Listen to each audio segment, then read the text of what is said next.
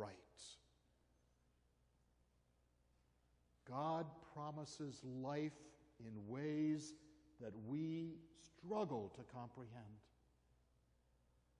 Constantly, God promises healing, and we struggle with that. God promises newness, and we struggle with that. Because the way life unfolds doesn't seem always to match the earnestness of our prayers or our desires.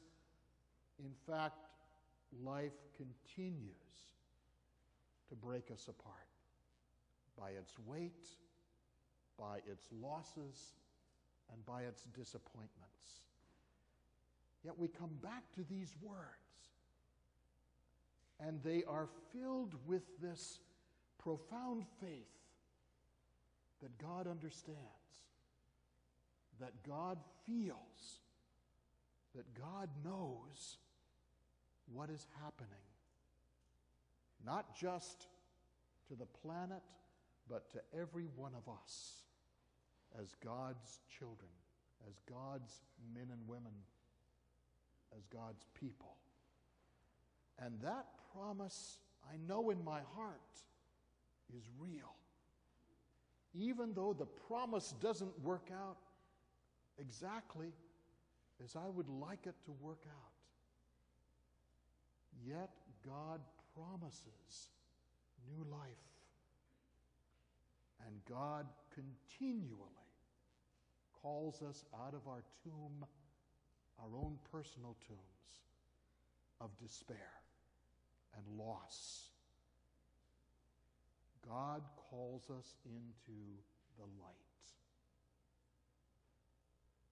in such a way that we might possibly see that even Jesus, God's Son,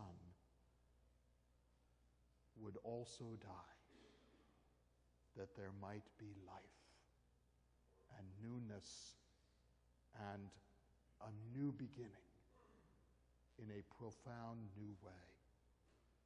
And how it is that we understand,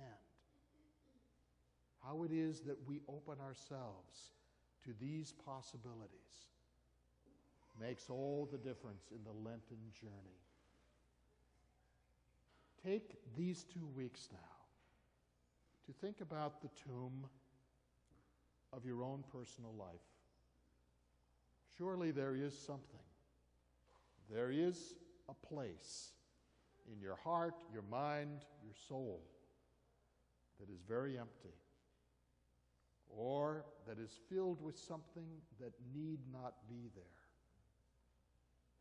A desire, a brokenness, an addiction, something that should not be there, that you've been struggling with for years. Allow God to call you out of that tomb into the newness and into the presence of the Spirit. Allow the healing, even though you may not understand it or fully realize that you need it. Allow God to do God's work in God's remarkable way. Be open.